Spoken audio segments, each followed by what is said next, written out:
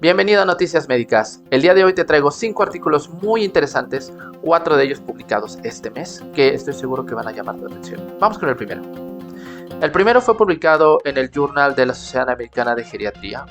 Fueron investigadores de la Universidad Johns Hopkins, una de las más importantes en medicina preventiva de Estados Unidos, publicado el 11 de enero de este año. Ellos incluyeron 5.022 participantes que trajeron de un estudio nacional, de una cohorte, este estudio nacional sobre tendencias en envejecimiento, y lo que querían investigar era qué impacto tenía el aislamiento social y con la demencia. Lo que encontraron ellos en este estudio de cohorte fue que de 1.172 personas aisladas, de estas personas analizadas en esta cohorte, vieron que había un riesgo de 1.28, es decir, un odds radio de 1.28 de desarrollar demencia en un lapso de 9 años. Un estudio bastante interesante que nos hace pensar cómo el aislamiento social puede tener consecuencias graves en la salud mental de nuestros pacientes y que tenemos que tener cuidado con eso, ¿no? ¿Cuál es el punto en contra que vería de este estudio? Ellos están usando información de otro estudio, de otra cohorte, entonces es como un estudio tipo post-hoc, donde ellos están evaluando información de otro lado. No es un estudio como tal, un estudio aleatorizado, controlado, doble ciego, etc.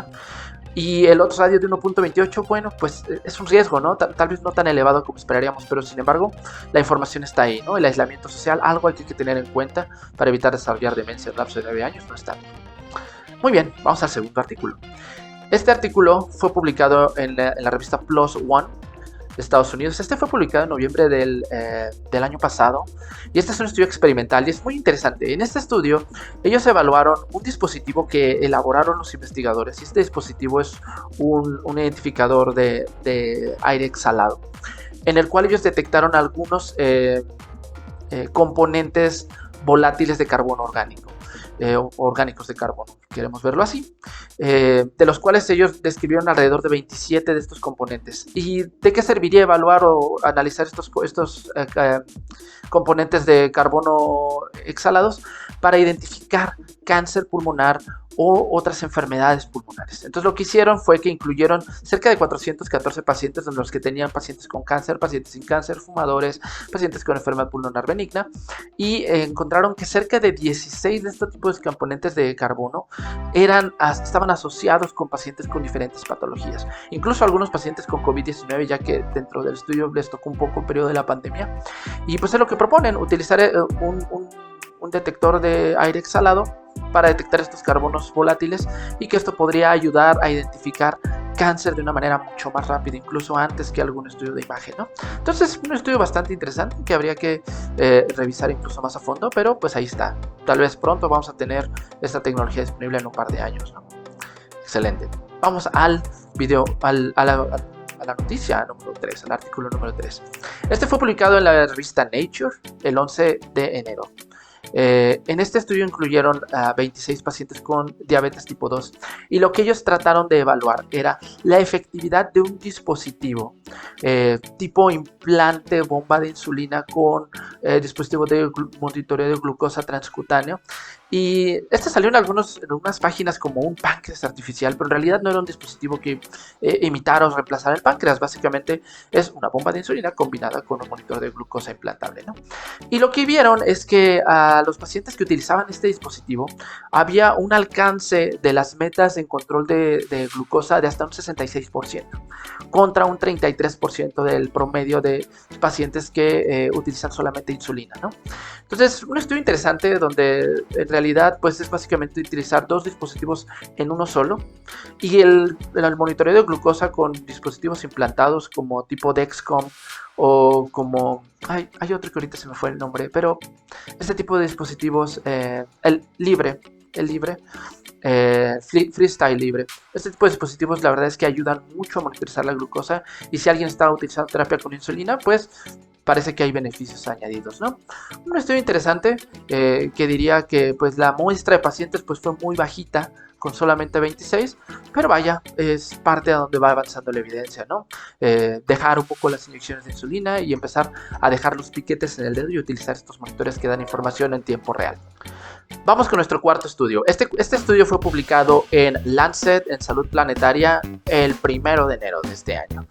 En este estudio incluyeron cerca de 493 participantes y lo que ellos querían ver era el impacto de la jardinería en consecuencias o enfermedades relacionadas como cáncer o enfermedad cardiovascular, ¿no?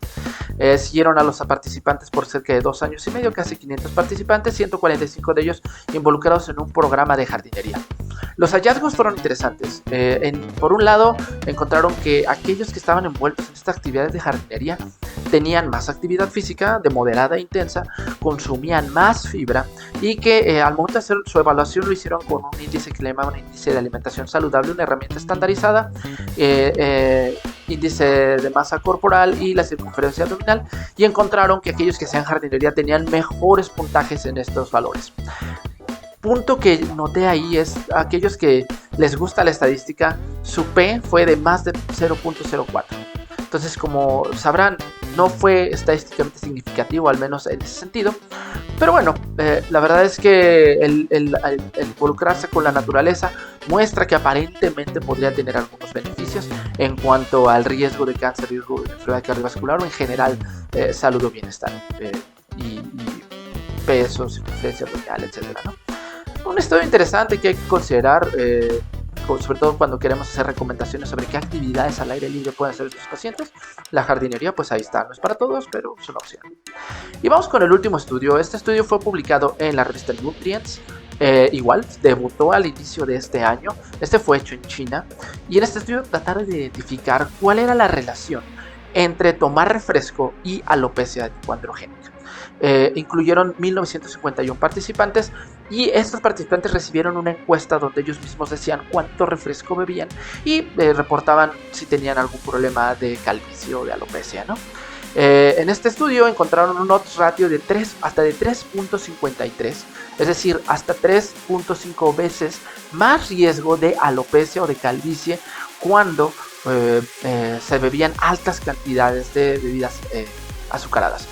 Entonces, una razón más para dejar el refresco, para dejar las bebidas y invitar a nuestros pacientes y saber que si tienen antecedentes, aparte de eso, están consumiendo mucho eso, no solamente es la diabetes, si les preocupa su cabello, podrían quedarse calvos simplemente por estar bebiendo bebidas, ¿no? El peso de este estudio, por supuesto, es un estudio transversal, fue una encuesta, entonces el impacto no es tan grande como otros estudios controlados o metaanálisis, ¿no? Pero bueno, la evidencia está ahí. Pues bueno, estos son los 5 estudios que tengo para ustedes el día de hoy. Si quieren ver los estudios o llevar a los enlaces, en la descripción los pueden ver, darle clic y ver los estudios a más profundidad. Como siempre, les invito a suscribirse, darle like al video y compartirlo. Y les agradezco muchísimo la atención prestada al video. Nos vemos la próxima.